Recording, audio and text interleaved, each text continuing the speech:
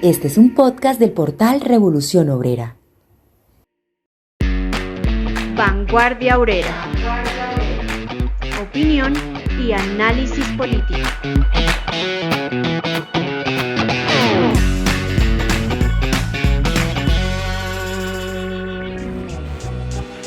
Ecuador, Colombia, desde años atrás, incapaz del capataz, del gobernante voraz y sus secuaces imperiales de ese gigante.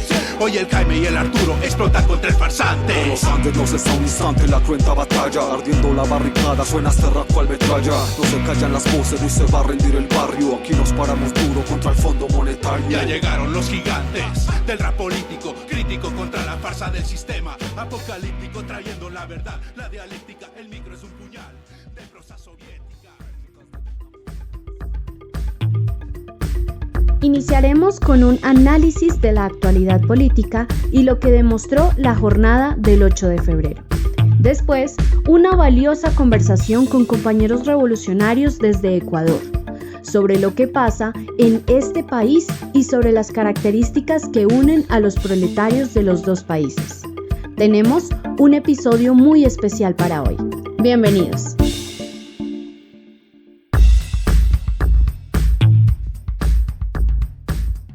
Buenas noches a toda la audiencia de Vanguardia Obrera. Hoy vamos a desarrollar el episodio número 133. Les recomendamos desde ya para que lo compartan, para que le den me gusta, para que lo transmitan y se lo hagan llegar a todos sus contactos.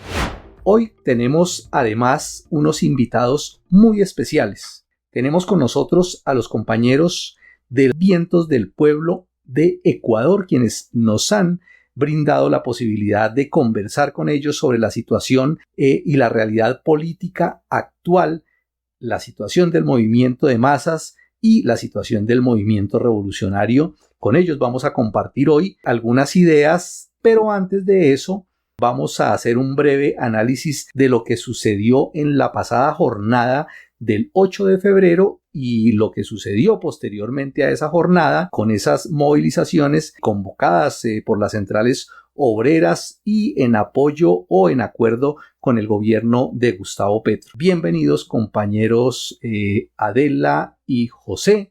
Muy buenas noches compañeros. Hola José, hola Ricardo, a nuestros compañeros de Movimiento Vientos del Pueblo, bienvenidos. Y a toda nuestra audiencia también bienvenida. Bien pueda, compañero José, ¿cómo vio usted esa situación de lo sucedido el 8 de febrero en Colombia? Gracias, compañero Ricardo.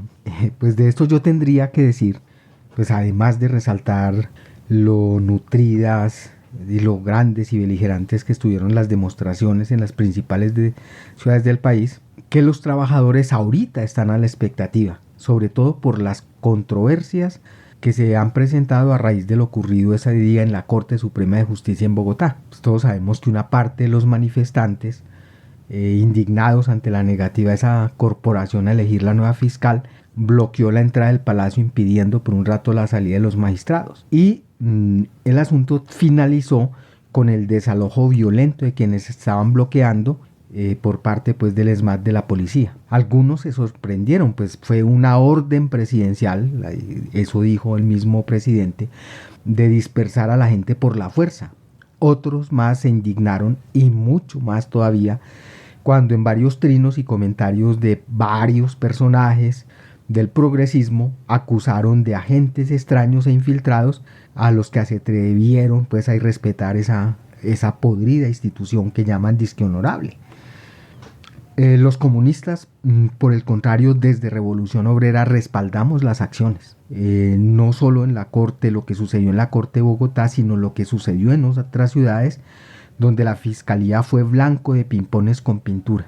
En el editorial del 11 de febrero se dijo pues en Revolución Obrera que son acciones legítimas, pues están y son ocasionadas por la justa indignación del pueblo contra las instituciones del Estado burgués y la democracia de los ricos que nunca funcionan a favor de la mayoría.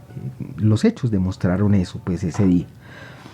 Y es que el pueblo es paciente pero no pendejo, y por ello dedujo que si la Corte no ha querido elegir la nueva fiscal es porque cínica y desvergonzadamente decidió dejar como fiscal interina a la reconocida protectora de mafiosos y paramilitares como lo es la vicefiscal Marta Mancera.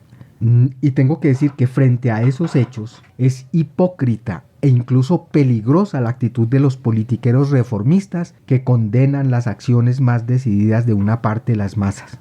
Y sí, es hipócrita porque el mundo sabe, todo el mundo sabe, sabemos que sí se necesita presionar con la movilización y la fuerza la salida de la mafia y el paramilitarismo del Estado. No se van a ir por las buenas. Pero además es peligrosa porque esa actitud que condena las acciones más radicales de la gente envalentona todavía más a la reacción y pone en la mira de las balas del paramilitarismo a los revolucionarios. Y hay que decirlo.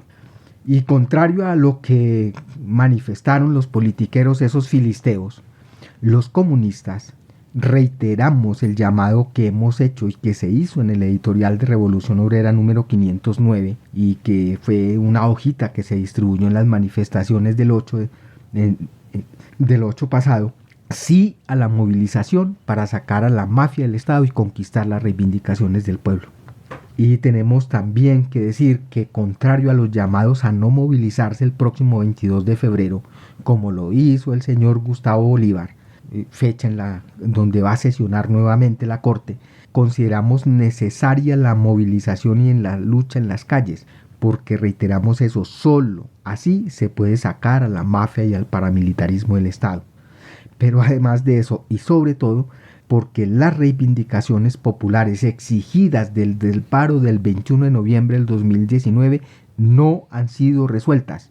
Y el presidente en campaña prometió resolverlas. Y contrario a eso, hasta las pequeñas reformas que presentó han recibido el rechazo unánime de los explotadores y ahora el Congreso se propone hundirlas en la presente legislatura.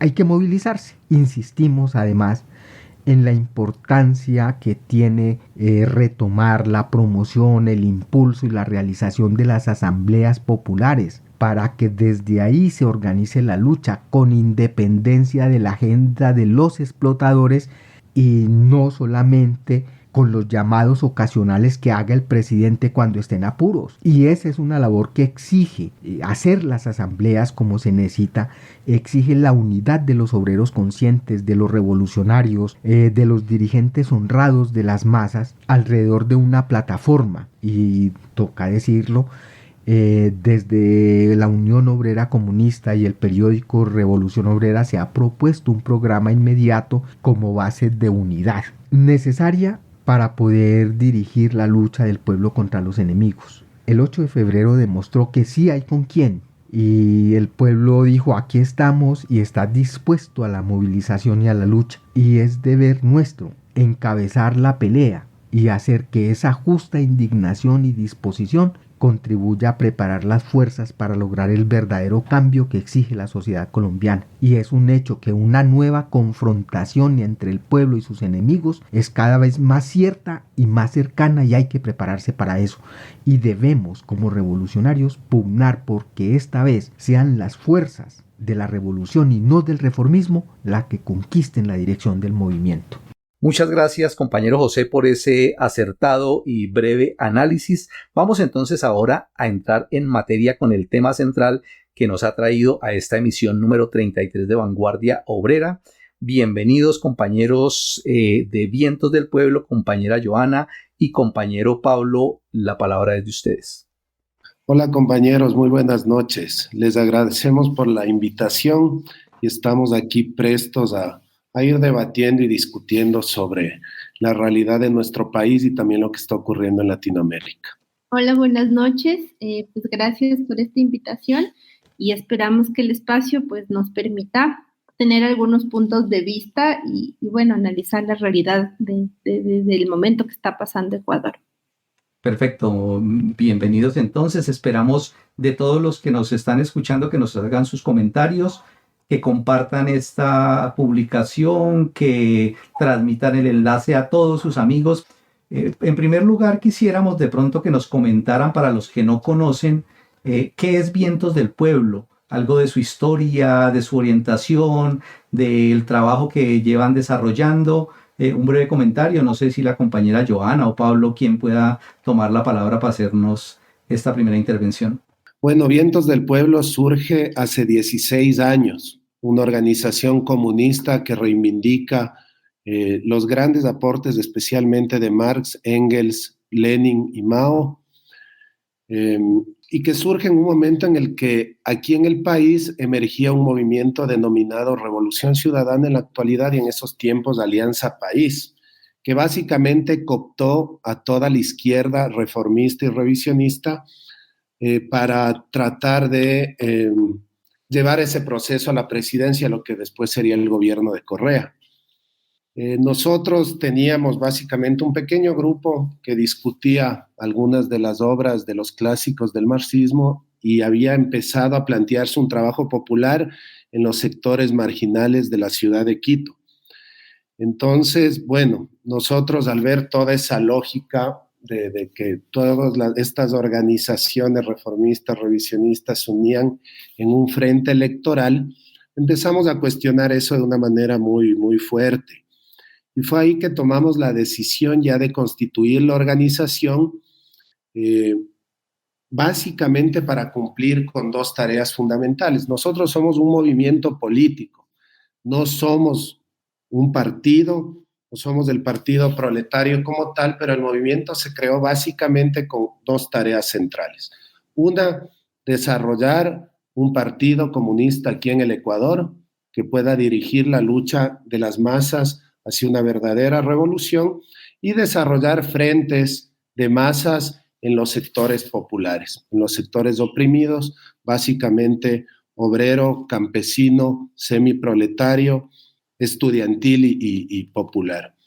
Arrancamos con un proceso en los barrios populares, donde dábamos talleres, discutíamos de la realidad del país, hacíamos algunos círculos de formación, y de ahí nos fuimos expandiendo a otros sectores y hemos logrado desarrollar algunas instancias o frentes en el sector obrero, en el sector de los vendedores ambulantes.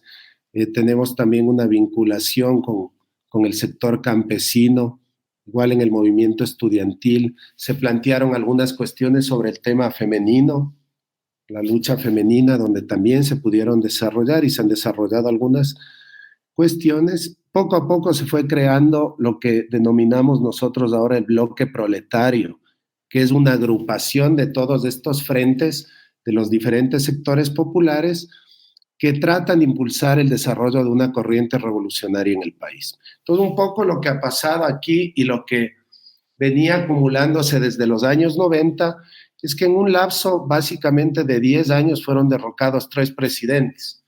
Y había un gran descrédito de la institucionalidad burguesa y luego aparece este proceso de Alianza País de alguna manera tratando de reoxigenar el viejo Estado. Entonces creemos que eso fue un punto determinante porque nos ayudó a, más allá de las discusiones y cierto trabajo inicial, pasar ya a la adhesión de la conformación de una organización con un trabajo permanente y el desarrollo de su línea política. Y creemos que eso fue bueno, porque de alguna manera toda la politiquería burguesa de izquierda se unió bajo ese proyecto y nosotros pudimos demarcar líneas y campos con esos sectores. De ahí el crecimiento nuestro ha sido importante en algunos sectores y de ahí cómo es esto, ¿no? O sea, un tema de ir avanzando, de ir luchando, de a veces tener complicaciones, pero siempre tomando como central la cuestión de la línea política. No creemos en cuestiones de unidad por unidad o las alianzas frentistas que impulsan el revisionismo y el reformismo, sino en un proceso que puede encaminar a través del desarrollo de una línea política proletaria, la creación del Partido Comunista aquí en el país y lograr consolidar algunos frentes de masas para ir encaminando un proceso revolucionario. Pues bueno, eso hemos hecho, hemos partido también de algunos principios básicos como la independencia, la autogestión. Jamás hemos recibido ningún tipo de financiamiento, ni de ONGs, ni proyectos con el Estado, ni nada. Hemos sido muy tajantes en eso. Y bueno, o sea, hemos ahí ido trabajando con esta cuestión tan importante de la práctica, ¿sí? De estar ahí fundidos con la gente, de comprender las reivindicaciones, de ir desarrollando compañeros y cuadros en esos sectores que puedan responder a las situaciones de lucha y a las problemáticas que enfrentan. Y bueno, o sea, en ese camino estamos y así nos hemos forjado en estos 16 años como movimiento Vientos del Pueblo. Perfecto, compañero Pablo, muchas gracias por ese resumen. ¿Ustedes tienen alguna fuente de información para los que puedan de pronto conocer un poco más sobre ustedes, página, blog, donde publiquen pues documentos? Sí, claro. A ver, nos pueden encontrar en la web como movimientovientosdelpueblo.org. Ahí tenemos 2 páginas a las que pueden acceder, una página web y un blog. Y también, bueno, en las redes sociales, en Twitter, en Facebook, principalmente como Movimiento Vientos del Pueblo. Ahí de alguna manera se publican nuestra línea, nuestro pensamiento y también las acciones que se van ejecutando.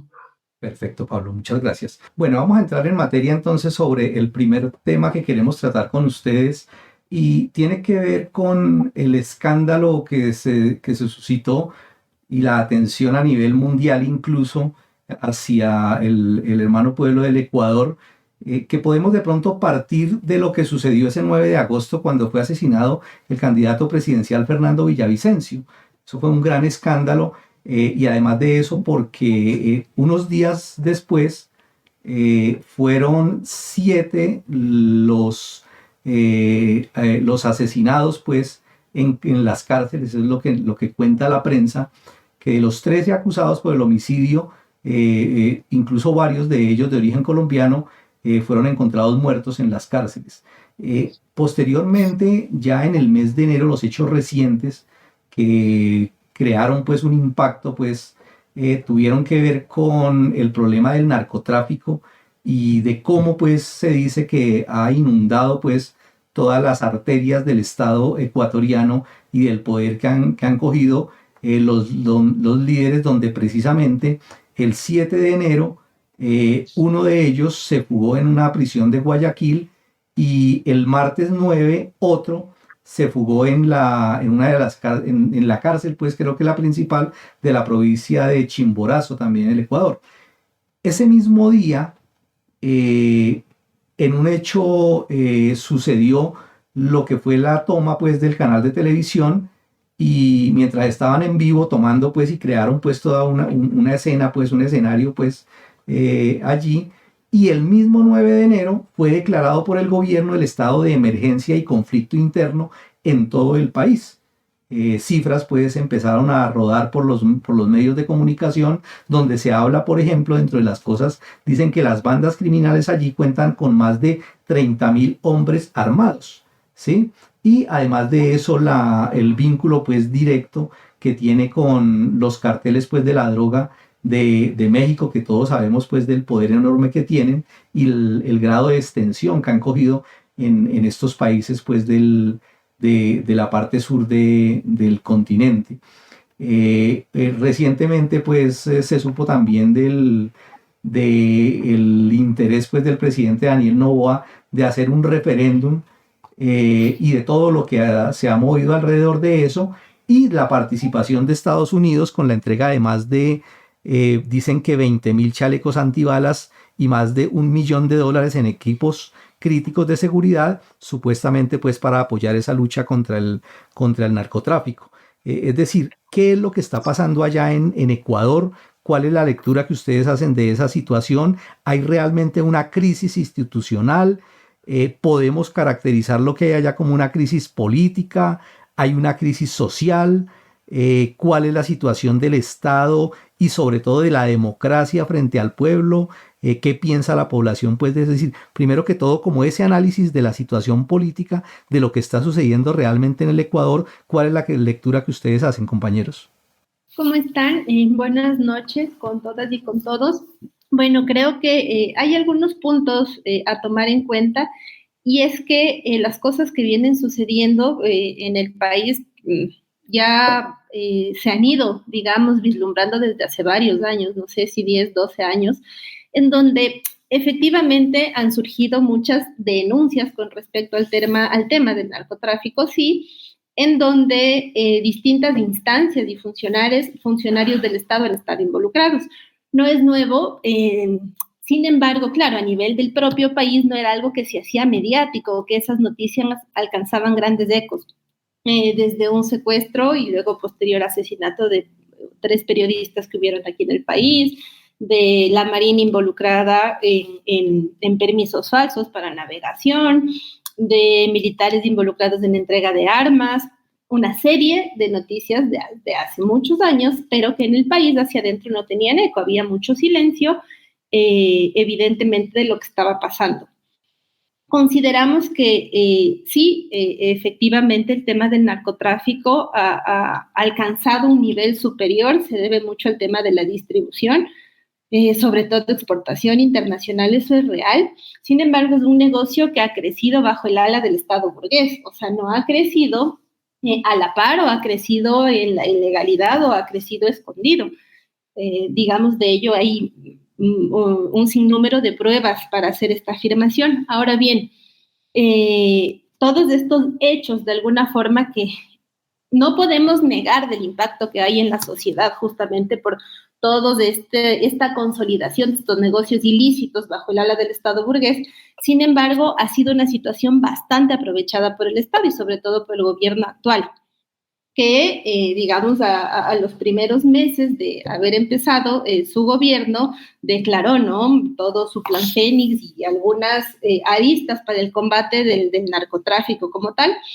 Ahora, si bien esa es una realidad y es una realidad bastante complicada y que sobre todo se ha anidado en los sectores populares, en ciudades fronterizas sobre todo, y que pues la realidad es bastante dura con respecto a ello, ya en esta explosión de los últimos, del mes de enero sobre todo, consideramos que hay mucho manejo, mucho aprovechamiento de la situación para permitirle al Estado refrendar y tomar algunas decisiones.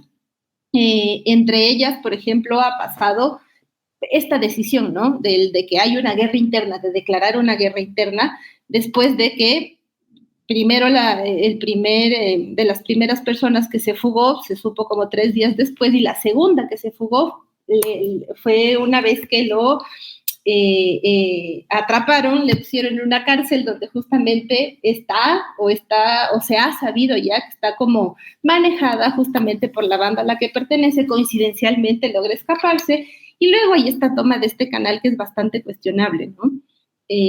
Luego del hecho como tal salieron bastantes noticias, pruebas, incluso análisis de que fue una situación bastante bien utilizada para exacerbar y poder justificar esa conmoción interna. Irónicamente, en algún comunicado lo llamábamos como la guerra de un día, porque en pocos días, mágicamente ya no había tantos ataques, y lo que sí estaba pasando es que se estaba deteniendo a un montón de personas que tenían ya la categoría de terroristas, que probablemente algunos habrán sido microtraficantes, otras personas de sectores populares nada más, pero lo que nos sacaban las noticias de acá era que hoy se detuvieron o que tenemos detenidos hasta ahora 380 terroristas, tal cual esa es la propaganda que se ha venido manejando. Entonces nosotros consideramos que este hecho ha sido bastante aprovechado para para normalizar, digamos, todo este ataque del Estado burgués, todo este error del Estado burgués en contra de los sectores populares, y normalizar la violencia y la represión y darles una fachada de héroes casi a la policía, a los militares, a todas las instancias de represión como tal, justificando todas sus acciones bajo el combate al terrorismo, muy, muy entre comillas. La situación del país es una situación bastante compleja a nivel económico, a nivel de medidas que tomará el gobierno, y se ven, ¿no?, algunas cosas que ya ha aprobado, como un TLC, como un aumento del IVA, y en un momento la situación no va a sostenerse y la gente va a querer de alguna forma movilizarse y se va a encontrar con una sociedad que ha refrendado la acción de las instancias represivas. Entonces, consideramos que es una situación bastante compleja, que evidentemente tiene que ver con un panorama internacional también, pero que este gobierno supo cómo aprovecharlo, incluso diciendo que ni siquiera otros de derecha, como el anterior, como Lasso, habían podido proceder digamos, como ellos. Ahí hay un discurso también bien importante entender y que ellos lo han hecho. De alguna forma, sí, la sociedad, con todo su manejo mediático, evidentemente hay un miedo constante y una confianza de alguna forma de que se está combatiendo el mayor, entre comillas, problema del país, que es el narcotráfico, porque así se lo ha situado, así se lo ha puesto. Cuando hay cosas que también suceden y que ya pues tienen que ver con la situación de la clase trabajadora, tiene que ver con la situación del campesinado y de los sectores populares en general. Encuentren este y todos los episodios de Vanguardia Obrera también en YouTube. Recuerden seguirnos en Spotify y en las principales plataformas de podcast para no perderse ni un solo programa. También pueden compartir ese que más les gustó. Más contenido de interés en revolucionobrera.com. Sí, un poco ahí quisiera puntualizar algunas cosas que hemos analizado y nos parecen centrales. O sea, hay una realidad que no puede ser negada y es que el país cumple un papel fundamental en la distribución de droga, ¿ya? Es un país que sirve en ese sentido a los grandes capitales internacionales vinculados al narcotráfico. Ahora, eso no es que el Estado ha estado fuera de esa lógica. Ahora tratan de hacer parecer. O sea, el Estado ha permitido una serie de cosas y además ha sido ya permeado por todos estos capitales y por toda la lógica del narcotráfico. Sin embargo, nosotros cuestionamos ahí también algo que es este término de narcoestado, ¿ya?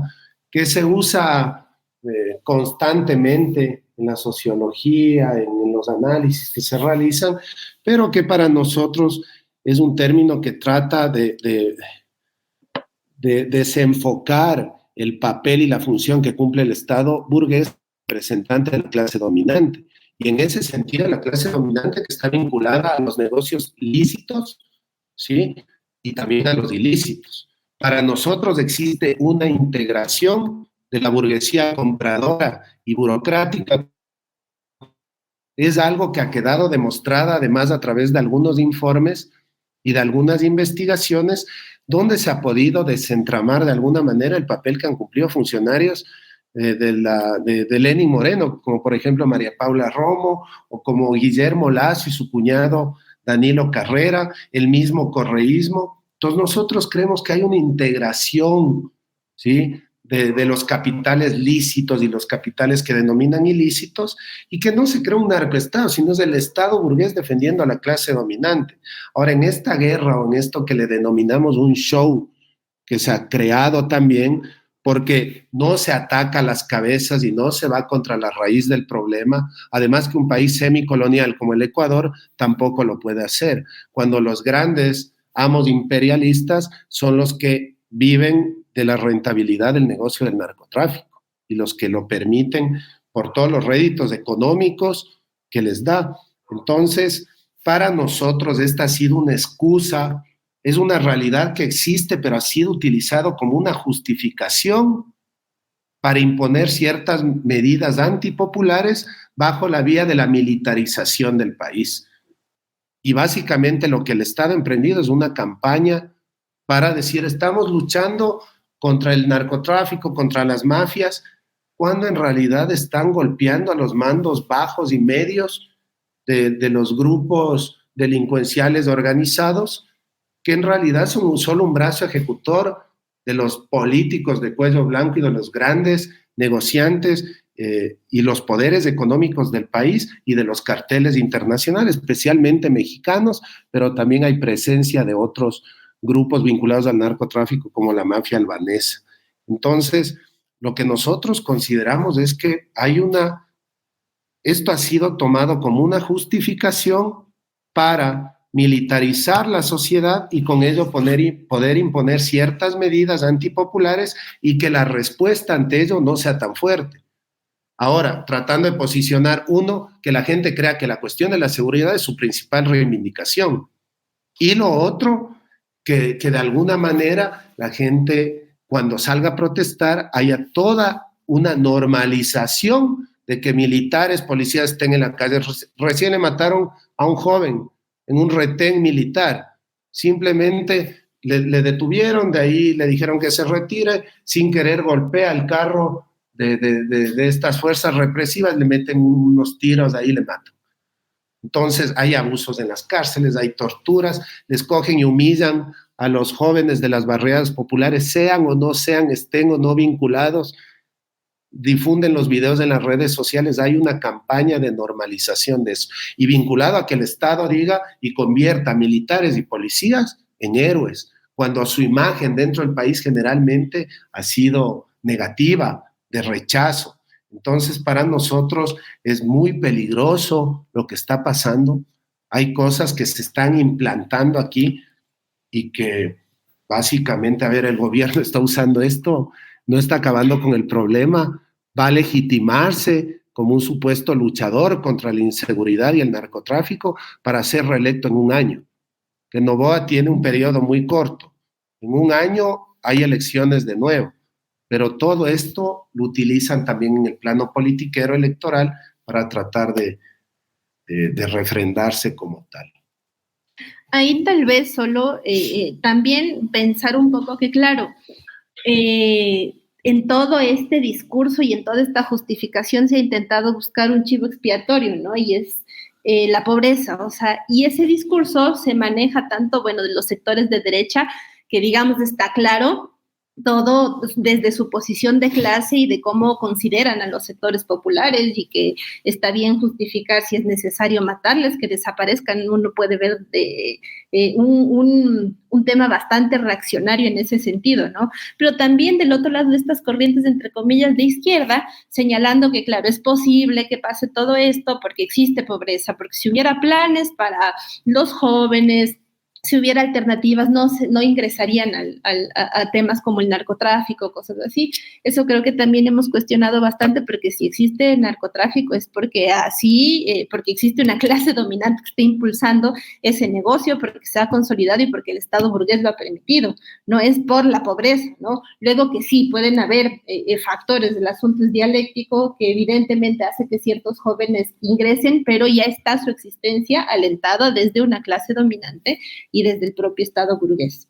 Indudablemente, si en algo tenemos similitudes es con ese asunto de la guerra contra las drogas, la guerra contra el terrorismo, que ha sido un caballo de batalla de los imperialistas para someter y aplicar la mano fuerte e incluso imponer las bases militares en nuestros países.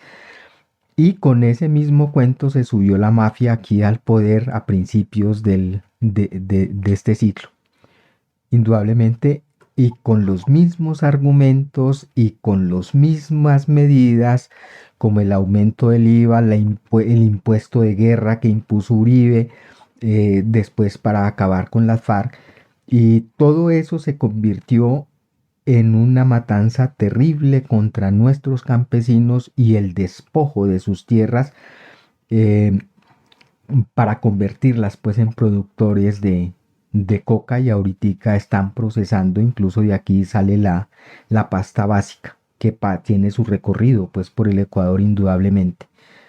Y como ustedes dicen, es cierto, es una integración de la burguesía, de los distintos sectores de la burguesía con el narcotráfico y con los carteles internacionales, donde incluso se sabe de vieja data que hasta la CIA tiene negocios también con la cocaína, con el tráfico de la cocaína, pues como fue conocido el caso Irán-Contras.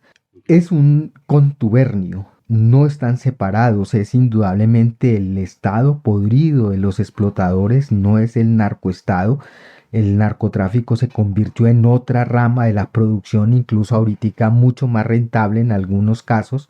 Aquí hasta hace poquito era el primer producto de exportación, pasó pues por encima del petróleo y el café, y eso ha inyectado toda la sociedad y ha metido pues incluso a los sectores populares en ese asunto que indudablemente corrompe y daña el tejido social también, y tiene consecuencias terribles pues para las masas populares en todas partes, no solamente porque se produce y se comercia, sino que las masas empiezan a consumirlo.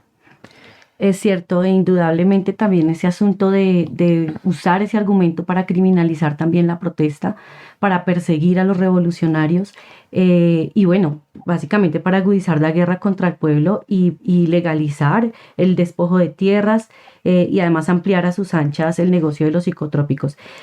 Aquí incluso terminaron argumentando todo esto, presupuesto de la guerra, incluso con crímenes de Estado, y hoy se cuentan como 6.402 casos de falsos positivos. Bueno, compañeros, queremos también conocer un poco más sobre la situación como tal del hermano pueblo de Ecuador, la situación y la actitud como tal del movimiento de masas, es decir, cuáles son las condiciones de los desposeídos en términos de empleos, en términos de salarios, en términos de lucha social. ¿Cuál es la condición que se está viviendo en este momento en el hermano pueblo de Ecuador y cuál es el estado de ánimo de lucha del movimiento de masas allí? A ver, compas, la situación es compleja en el sentido económico para las masas populares. Hay altos niveles de desempleo. Los sectores que están empleados enfrentan situaciones de precarización y superexplotación muy fuertes.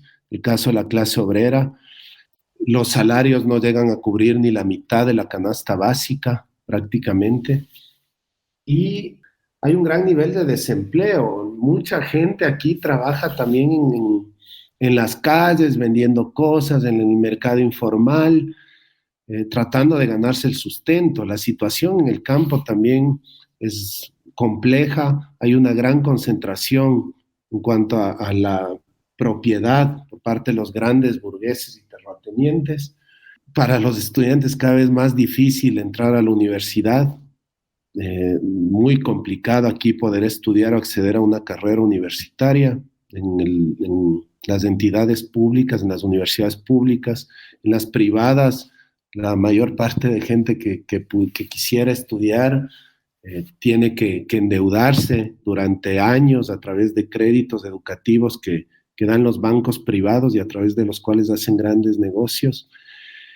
Tenemos serios problemas económicos más o menos desde el 2014. O sea, hay una cuestión en la que la economía del país ha estado en serios problemas desde ahí. Tiene que ver también con nuestra condición de país semicolonial, primario exportador, dependiente de un producto principal, como en nuestro caso es el petróleo. Una vez que el precio del petróleo empezó a descender, en esos años vinieron serios problemas económicos. Un alto grado de concentración en la riqueza. Aquí hay más o menos unas 20 familias que son las que acaparan, o 20 consorcios empresariales, la mayor parte de los ingresos y de la riqueza del país. Entonces, las condiciones económicas son complicadas. Aquí en Quito hay un alto nivel de desempleo. Las personas, imagínense, que han podido acceder a la educación universitaria o por ahí hacer una maestría, es muy difícil que consigan empleo. Las personas que ni siquiera han tenido la posibilidad de entrar a la universidad o algo también es muy complejo. Hay muy poco desarrollo industrial. Y de ahí la mayor parte de la gente vive del comercio como tal, el pequeño comercio, los pequeños productores, pequeños comerciantes. Entonces es un país que tiene mucho peso la situación comercial más que industrial y claro, toda la dominación imperialista que ha provocado que concentren los principales recursos del país y que los manejen. Principalmente el imperialismo norteamericano ha tenido ese control, pero a raíz del gobierno del correísmo, también los imperialistas chinos llegaron a controlar algunos sectores importantes, como por ejemplo el tema de los minerales, del petróleo, las obras de infraestructura, etc. Entonces, la situación económica en el país es muy compleja, por eso nosotros no hablamos de solo una crisis de seguridad, y tratan de posicionar la idea de que nuestro país tiene estos problemas básicamente porque hay el negocio de los ilícitos y antes era una isla de paz y de una buena situación y para nada. El tema de la dolarización también nos marcan como un país en el que el salario es más alto que otros países, pero así como el salario en dólares es más alto, también los productos son más caros y a la gente realmente no le alcanza para subsistir. Mucha gente vive con uno o dos trabajos, los que pueden, de ahí mucha gente en el desempleo o en el subempleo. Entonces, las condiciones económicas, nosotros creemos que hay una crisis económica en el país importante de la cual no ha podido levantarse o mejorar, y que la pandemia agudizó algunos de esos inconvenientes y que después de ello no ha vuelto el dinamismo económico que ofrecían por un lado los denominados neoliberales ni tampoco los pseudo progresistas. Entonces hay una situación en el plano social y económico muy compleja. De ahí ha habido respuestas importantes de las masas. Aquí hubo un gran levantamiento en octubre del 2019, ¿sí? Apenas duró 11 días, mucho más corto que el que tuvieron ustedes y que el que también se dio en Chile, pero fue un proceso importante porque a los años había en este país un proceso de movilización y de lucha de esa envergadura. Ahora, lamentablemente, ustedes conocen la incidencia del reformismo, justo cuando la protesta alcanzaba un alto nivel de lucha y se había desplazado ya a las barriadas y a los sectores campesinos, se sentaron a negociar. Entonces, obviamente, por todo el canal que tiene el reformismo directamente con quienes dirigen el viejo Estado. De ahí ha habido en la pandemia, hubo respuestas importantes, como mucha gente fue despedida y se ejecutaron algunas leyes que permitían despedir a los trabajadores sin reconocerles absolutamente nada, ni su antigüedad, ni liquidación, ni nada.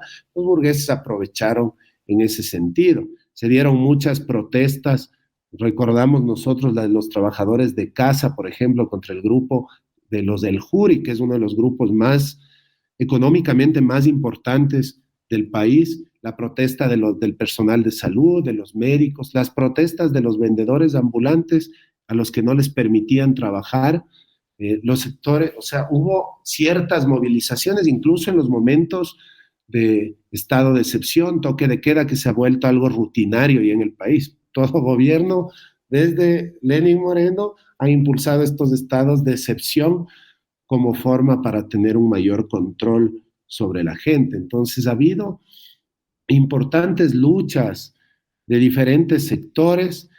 Sin embargo, de alguna manera podemos sacar que ahí ha estado un lado positivo en cuanto a tomar la calle, a que los sectores se curtan y se forjen en la lucha popular como tal, pero aún la dirección del movimiento de masas, más que la dirección, más bien han sido algunos levantamientos espontáneos de la gente donde los partidos reformistas, revisionistas, incluso estos pseudo progresistas, han tratado de pescar a río revuelto. Eso también tiene que ver con aún las limitaciones que tenemos los sectores comunistas para poder dirigir esos levantamientos y movimientos. Sin embargo, nosotros consideramos que hemos desarrollado algunos frentes y algunas instancias que han podido responder en esas situaciones. Creemos que en la pandemia el sector más dinámico de lucha estuvo encabezado por nosotros, o sea, por la gente que está vinculada al bloque proletario, al movimiento Vientos del Pueblo, y la gente estuvo movilizándose constantemente, a pesar de las restricciones y de la represión y una serie de cosas. Pero de ahí ya en levantamientos mucho más grandes y masivos, aún hay limitaciones para poder incidir de una manera más efectiva y más resuelta. Pues eso ha sido un poco, no sé si quieres darle. No, sí, en efecto me parece muy interesante lo que comentas, Pablo, porque hay muchas similitudes con lo que está sucediendo o lo que viene sucediendo también aquí en Colombia. Aquí, por ejemplo, también el empleo informal es mayoritario. De hecho, son más de 10 millones de obreros los que ganan menos de un salario mínimo, que en Colombia está en 1.300.000 pesos, y que, como sucede allá en Ecuador, no cubre ni siquiera lo básico de la canasta familiar. Y ni qué decir, pues, de los trabajadores del campo que no ganan ni siquiera la mitad del salario mínimo y con unas condiciones bastante precarias. Y lo mismo, ¿no? Acá las ideas para combatir el desempleo y el empleo informal giran en torno a favorecer las empresas, a favorecer al burgués, ofreciendo incluso a manera de recompensas, podríamos decirlo así, menos tramitología, menos impuestos, menos severidad legal, pues en tanto ofrezcan más puestos de trabajo, ¿no? A eso, pues los revolucionarios obviamente nos hemos contrapuesto. En este momento estamos impulsando una campaña en contra de la carestía y por un alza general de salarios, asunto que para ellos es imposible, ¿no? Y bueno, en estas condiciones en general, en el aspecto laboral y social que de una u otra manera compartimos, yo quisiera que de pronto ustedes nos comentaran, porque bueno, estas son las condiciones en general de los trabajadores, del pueblo, tanto en Ecuador como en Colombia, pero hemos analizado nosotros que para las mujeres estas condiciones son mucho más severas, son mucho más difíciles. La brecha salarial es muy amplia entre hombres y mujeres, el acceso al empleo también es muy tenaz. Incluso a veces trabajando más tiempo y pues con menos salarios. ¿Cómo ha sido ese asunto allá en Ecuador y cómo también han ido organizando la lucha de las mujeres? Nos gustaría que nos compartieran un poco eso, ya que aquí también hemos estado impulsando la creación de un movimiento femenino revolucionario. Sí, bueno, creo que el tema de la problemática femenina no dista mucho del análisis regional, por así decirlo. Ahora, antes de la pandemia, evidentemente, las circunstancias que atraviesa la mujer de los sectores populares ya era compleja. La pandemia la agudizó. Creo que sí hay algunas cosas particulares que leer, como el tema ya de cómo se profundizó esa doble explotación.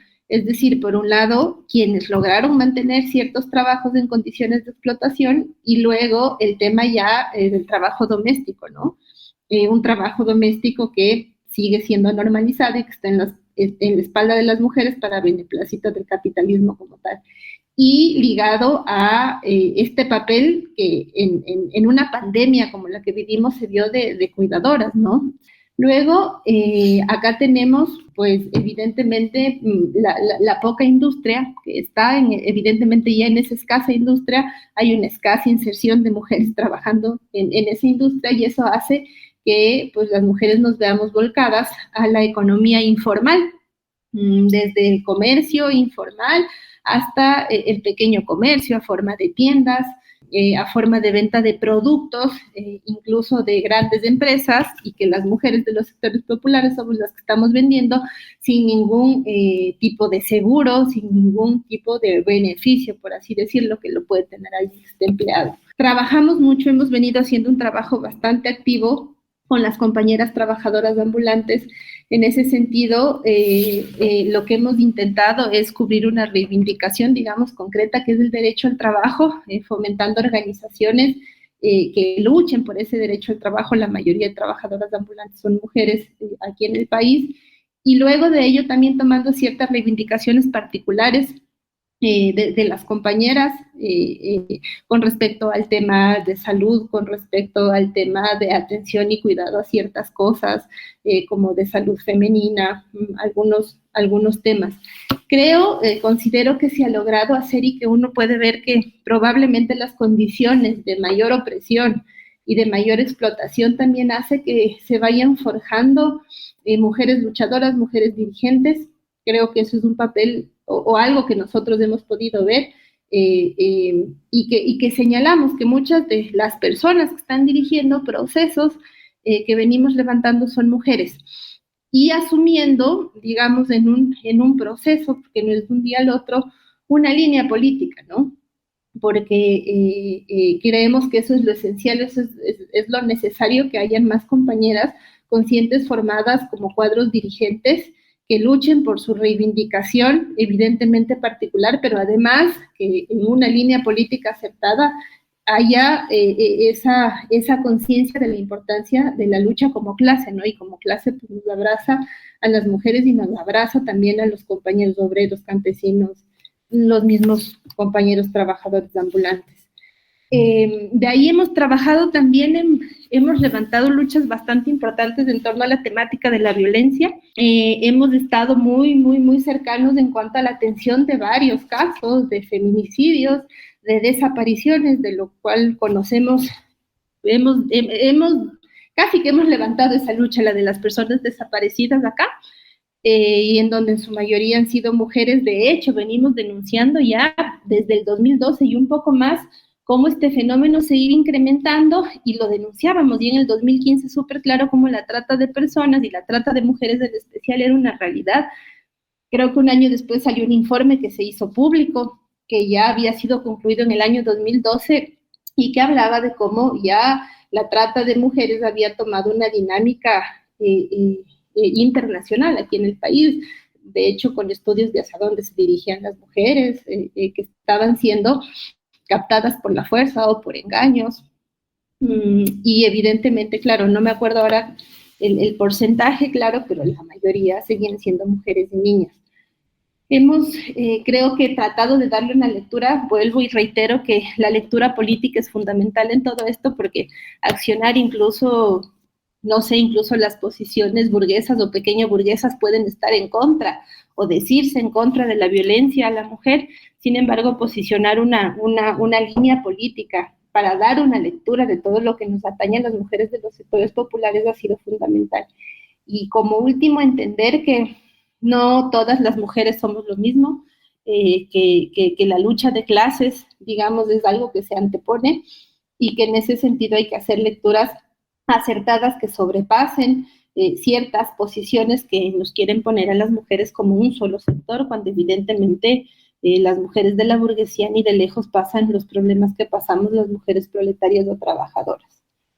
Eso les podría contar. Evidentemente esa intervención suya de verdad que me alegra mucho porque es como en la línea en que nosotros hemos tratado de impulsar ese trabajo por un movimiento femenino revolucionario, y creo que tenemos mucho que compartir y mucho que aprender en ese sentido también de ustedes. Y bueno, de lo que ustedes nos han hablado también, de cómo ha respondido el hermano pueblo de Ecuador ante todo esto que se está presentando, hay que ver también que en Colombia pues venimos también de un importante levantamiento social que efectivamente nos dejó muchas enseñanzas, y que también nos interesa que compartamos entre nosotros como movimientos también. Enseñanzas como unas formas de organización que fueron embriones de poder, básicamente asambleas populares que las mismas masas impulsaron, donde decidían, donde ejecutaban, básicamente donde mantuvieron también en los puntos de resistencia en diferentes partes del país, unas formas de lucha pues para contrarrestar la represión del Estado, una brutal represión pues que se vivió también aquí en Colombia, pero que, como nos decía Pablo al comienzo, estuvo carente en cierta medida, no totalmente, pero sí estuvo carente de una dirección revolucionaria, y fue apaciguado pues por el reformismo que aquí en Colombia hoy es gobierno, ¿no? Sin embargo, pues esas exigencias del levantamiento social que se vivió aquí en Colombia no han sido resueltas. Eso lo sabe el pueblo colombiano, pero sabemos también que se requiere de la conciencia para organizar nuevamente esa lucha y para exigir esas reivindicaciones pues que siguen vigentes. Y todo eso en medio de un vaivén ocasionado por arriba, con peleas también entre el poder de la mafia, que sigue estando en el poder, y otros sectores de la burguesía por dejar o no dejar gobernar al reformismo en este momento, que es lo que hemos estado viviendo en estos días también. Y el movimiento queda en medio, ¿no? A merced de lo que digan los medios de comunicación, de los rifirrafes en las instituciones del Estado, de los escándalos de corrupción, bueno, y básicamente queriéndole meter en la cabeza al pueblo colombiano que su lucha debe ser por defender el actual gobierno. Lo real es lo que viven las masas a diario, que no dista mucho de lo que está viviendo nuestro hermano pueblo de Ecuador: carestía, bajos salarios, inseguridad, represión, despidos, precarización, feminicidios, bueno, una cosa terrible, un infierno básicamente, y pues es una realidad que definitivamente es la que se impone a la hora de luchar, ¿no? Y claro, ahí es necesario el trabajo de los revolucionarios, porque si no, de lo contrario, pues el movimiento puede irse espontáneamente por el camino equivocado, y es, creo, de las tareas que ustedes también están impulsando, la necesidad de construir ese partido, ese destacamento de vanguardia para dirigir la lucha de la clase obrera, la lucha de las masas populares, la lucha del pueblo tanto en Ecuador como en Colombia. De Quito a Bogotá fui del boom bap con el veneno. Y a parásitos magnates les viene a poner su freno. Y no pararemos hasta vencer como la madre Feni. En la bolsa un micro y el libro que ser de Vladimir Lenin.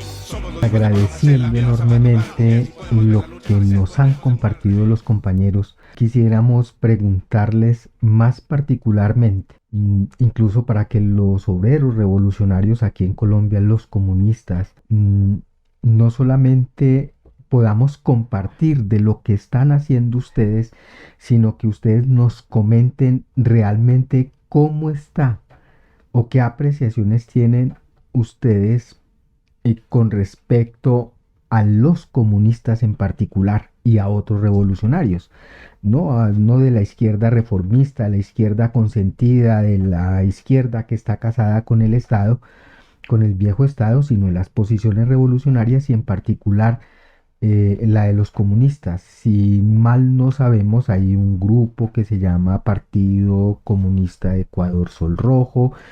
Es decir, no comprendemos bien porque aquí hay varios grupos también, algunos de esos incluso que se dicen hasta maoístas y están metidos con el gobierno actualmente y son amigos del Movadef del Perú, pero hay otros y frente a los cuales pues tenemos divergencias, muchas, y quisiéramos conocer cómo es ese asunto allá.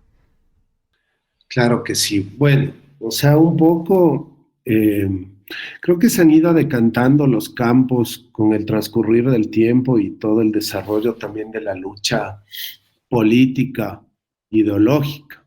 Ahora creo que es evidente que a nivel internacional, que a nivel mundial, quienes llevan adelante los procesos más importantes y se han desembarazado de las lógicas revisionistas son las organizaciones que tienen una orientación MLM, ¿ya? Que reivindican los aportes de Marx, de Lenin, de Mao, como lo fundamental. Ahora, nosotros hemos llegado a eso a través de un constante estudio y discusión interna. Nosotros surgimos con una organización marxista-leninista y de ahí, bueno, fuimos estudiando también los aportes de Mao, de la Revolución China como tal, los cuales también reivindicamos. Aquí en el país, los hoxistas, como casi en todas partes del mundo, han sido ya absorbidos totalmente por la lógica clientelar, institucional, electorera como tal. No constituyen fuerzas que se planteen la revolución. Incluso su discurso ha dejado de ser marxista de alguna manera en cuanto a su difusión o a las tesis que defienden. No hablamos solo de una práctica reformista, sino ya de un tema de línea en el que han dejado de lado las banderas como tal del comunismo. De ahí, aquí en el Ecuador, nosotros hemos llegado a ese debate, al desarrollo de nuestra línea a través de una discusión básicamente interna, de un estudio que hemos hecho en nuestros procesos de formación y que la venimos sosteniendo ya hace algunos años. De ahí tenemos conocimiento también que existen aquí en el país tendencias también vinculadas al maoísmo, de las que hemos leído algunas cuestiones, algunos documentos, la información que se puede acceder, pero que no hemos tenido un contacto real que nos permita visualizar algunas cosas. Ahí en temas de línea, evidentemente tenemos una posición ante lo que está pasando en el mundo, ante las guerras populares que se están dando en la India, en Filipinas. Hemos estudiado esos procesos, hemos visto con atención lo de Turquía, hemos visto también la influencia de los comunistas en Latinoamérica, donde tal vez son algunas organizaciones importantes, algunas ya de hace mucho tiempo, y otras como de nueva data que han empezado a desarrollarse. Aquí en el país entendemos un poco el proceso de los compañeros de otras organizaciones, especialmente de la que ustedes han nombrado, y hemos estudiado y discutido sus documentos. atendiendo algunas cuestiones en las que podemos coincidir y también otras de las que no estamos muy de acuerdo. Pero de ahí, o sea, no hemos tenido un acercamiento, seguimos de cerca, sí, lo que pasa en el movimiento comunista internacional y los grandes debates que se dan. Hemos visto también la creación, por ejemplo, de la Liga Comunista Internacional. Tenemos una posición ante ella, ante una serie de elementos que creemos nosotros que finalmente, si existen procesos de esta orientación en un mismo país y las contradicciones en términos de línea no son muy profundas o antagónicas, terminarán convergiendo los revolucionarios, los comunistas, el país. Nosotros tenemos una lógica ahorita de no apresurarse, de caminar, de ir discutiendo, de ir forjando las organizaciones de masas y de ir estableciendo una lucha ideológica al interior de nuestra organización y lo que pasa también. Pero un poco es lo que les podemos señalar, no hemos tenido mayor contacto con este partido y de ahí, bueno, habrá que ver ya en el plano teórico y práctico si es que existen condiciones para establecer un proceso ya más unitario, pero en ese sentido es básicamente como nos hemos manejado y a lo que hemos llegado nosotros a través de nuestro estudio propio y obviamente tomando como base toda la experiencia y la teoría del movimiento comunista internacional y las luchas que se están dando en la actualidad. Entonces, no ha habido un acercamiento, no ha habido una discusión, no hemos disputado tal vez espacios o trabajado en conjunto. Hemos leído los documentos de organizaciones que han aparecido o que tienen ya su tiempo, pero básicamente eso. O sea, no ha habido la oportunidad de establecer un debate o algún tipo de acción conjunta, a la que no le rehuimos, a la que no ponemos trabas y la que si en algún momento se tiene que dar, se dará sin problema, como estamos señalando. Bueno, muchas gracias nuevamente. Es importante conocer por qué aquí, para su información, pues también existen varios grupos. Yo comentaba pues de que existe uno incluso que ahorita hace parte pues de esas cosas del gobierno reformista y se llaman dizque MLM. Pero además de eso existen por lo menos 3 grupos que se reivindican MLM también, incluido pues la Unión Obrera Comunista, que es la que emite pues este programa a través pues de su órgano. Y hay discusiones, aunque se tiene esa base ideológica general común, hay asuntos de fondo, como el carácter de la sociedad y por tanto la vía de la revolución e incluso el tipo de partido que se necesita. Con algunos de esos grupos entendemos pues que hay relaciones, con otros no. 2 de ellos hacen parte de la Liga Comunista Internacional. Entendemos que en la Unión Obrera Comunista no, por divergencias incluso de fondo contra la que propusieron como bases de discusión junto con otros compañeros en otras partes. Pero hay un asunto interesante aquí, por lo menos en cuanto a los revolucionarios que comparten esa base común de acuerdo, y es la necesidad y la preocupación que se tiene comúnmente de vincularse a las masas, y están de acuerdo en general en la necesidad de organizar la lucha revolucionaria del pueblo con independencia e incluso de acercarse a la idea de empujar nuevamente las asambleas populares, de unirlas alrededor de sus reales banderas, que básicamente hemos propuesto que son 2, ya las que dio el levantamiento popular que son las reivindicaciones generales del pueblo y una reivindicación política importante que es derrotar a la mafia y al paramilitarismo, sacarlos del Estado.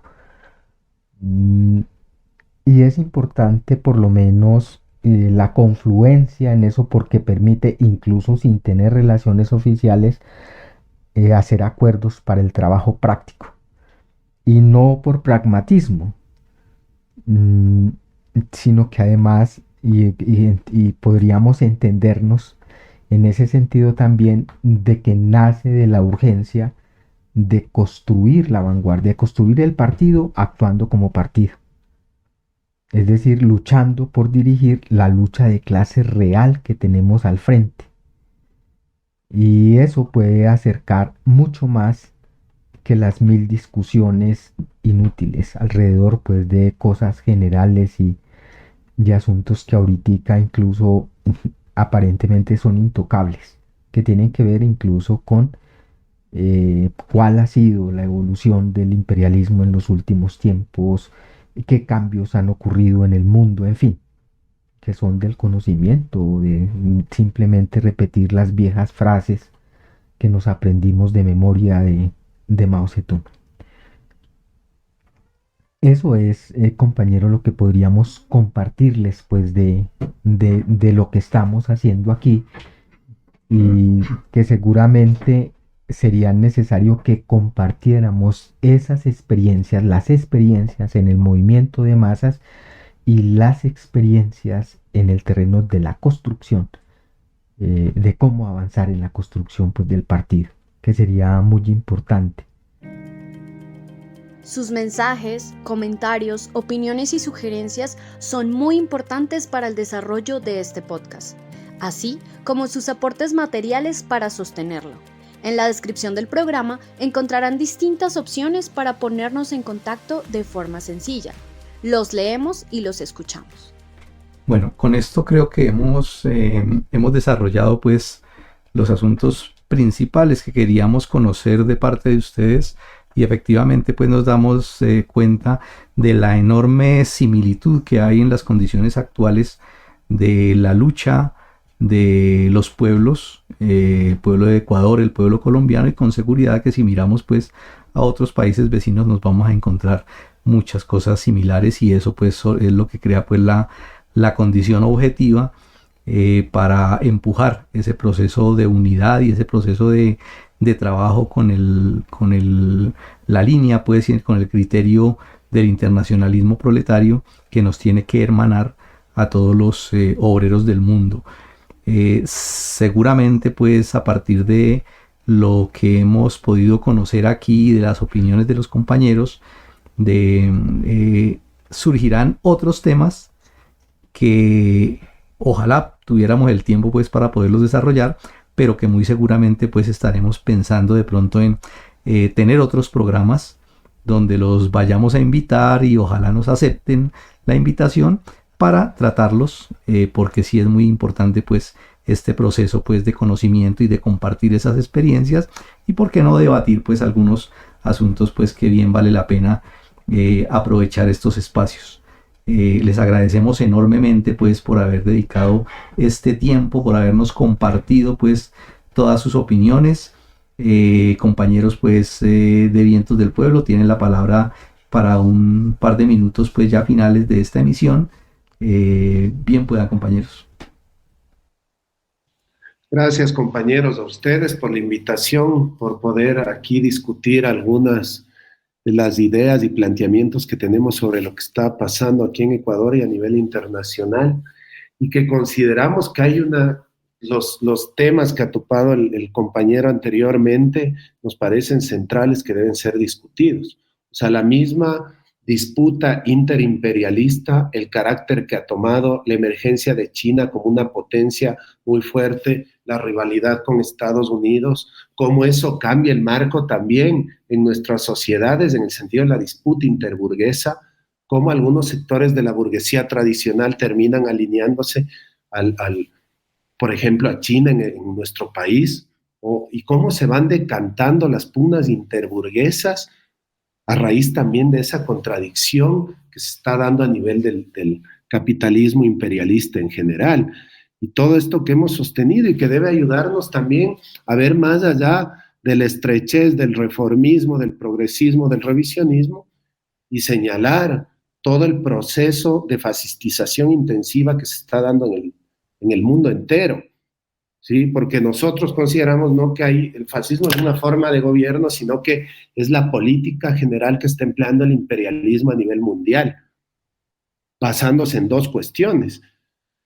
En la una, en la conculcación y restricción de derechos, donde hay una arremetida contra lo que las masas han conquistado hace mucho tiempo, que pretende ser arrebatado. Y por otro lado, el tema de también esta arremetida militarista, represiva, ¿sí? Con un realce de todo el pensamiento conservador, reaccionario, xenófobo, que de alguna manera va consolidando esos elementos, y que hay que señalar que esta dictadura burguesa es cada vez más restrictiva y que no depende del gobierno que esté, y menos aún en un país semicolonial, que aquí nos meten mucho el cliché de los neoliberales. Hay que luchar contra el neoliberalismo. No es el problema de fondo. Se pinten de izquierda, de derecha, tendrán ciertos estilos o cuestiones del momento de manejar el Estado, pero como tal van a servir al plan general del imperialismo, que tiene que ver con un proceso de fascistización que se está imponiendo como política general del imperialismo, y que nos preocupa mucho, porque además habrá que estar a tono para construir las condiciones para enfrentar aquello. Como hablaba la compañera un momento también, cómo en los momentos más dinámicos aparecen formas de organización y de lucha, muchas veces no solo construidas desde el partido, la organización revolucionaria, sino desde las mismas masas. Creo que son condiciones y elementos que debemos aprovecharlos para ir dando saltos que nos permitan consolidar estos posicionamientos y estas luchas para que puedan arraigar de una manera fuerte en las masas populares.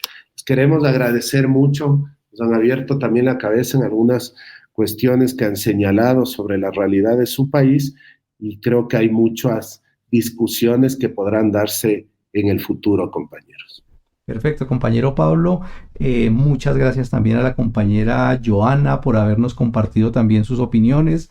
Ya vemos ahí pues un adelanto de otros temas que con toda seguridad estaremos desarrollando de manera conjunta más adelante. Y ya pues estamos dando por terminado entonces esta emisión. Y a todos los que han seguido, a todos los que se nos pegan pues a estas transmisiones, invitarlos para que compartan esta transmisión, para que le den me gusta en las aplicaciones correspondientes, y con toda seguridad pues que nuevos programas vamos a tener con los compañeros. Finalmente la compañera Adela tiene una recomendación.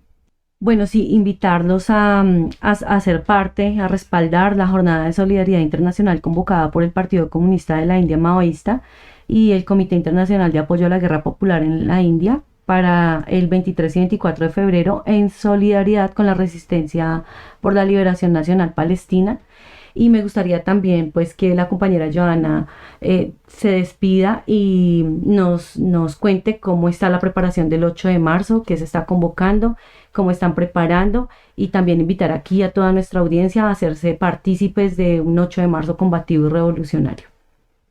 Sí, bueno, creo que este 8 de marzo, al menos acá en Quito, nos da cierto beneficio, y es poder denunciar al municipio de acá de Quito que está siendo dirigido por una facción pseudo progresista entre comillas, de los rezagos de lo que fue la Revolución Ciudadana, y evidentemente se han develado en lo que son en realidad como una represión brutal a los trabajadores ambulantes y a las trabajadoras ambulantes. Creo que hemos discutido, y es una cosa central que se va a denunciar y se va a develar, cómo este pseudo progresismo termina yendo en contra de las mujeres de los sectores populares, siendo que algunos representantes incluso han hecho plataforma politiquera de esas mismas reivindicaciones de las mujeres. Y también, evidentemente, tener claro el papel del gobierno, de este gobierno servil al imperialismo, conservador, reaccionario, que desde el primer momento en que se posicionó ha tenido evidentemente muchos planteamientos con respecto al tema de la problemática femenina, con declaraciones incluso absurdas que ha venido haciendo su presidente y su vicepresidenta, negando la educación gratuita, señalando que las mujeres nos embarazamos para recibir plata y cosas así, que a uno parecería que ya nadie va a decir eso en esa época, pero lo han dicho personas como el presidente o el vicepresidente. Creo que esa denuncia es fundamental, y de ahí ya a la política general del imperialismo, que este proceso de fascistización evidentemente nos afecta a las mujeres de todo el mundo, porque hay un retroceso en cuanto a derechos, y solo... y bueno, y luego cosas más brutales.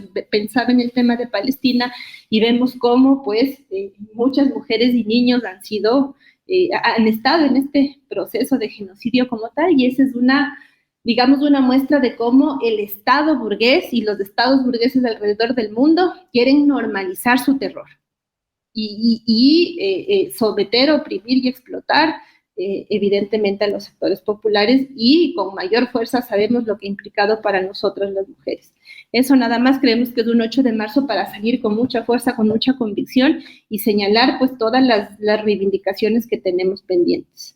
Perfecto, compañera Johanna, muchísimas gracias por esas palabras ya como cierre de esta emisión de su programa Vanguardia Obrera. Un fraternal, caluroso, rojo e internacionalista saludo para todos los compañeros de Vientos del Pueblo, que les enviamos un saludo fraternal desde aquí, desde este rincón de Sudamérica, de Colombia, y fuerza y adelante con esa lucha, que esta lucha es de todos. Fuerte abrazo desde Colombia y adelante, compañeros, a transmitir esta emisión de su programa Vanguardia Obrera.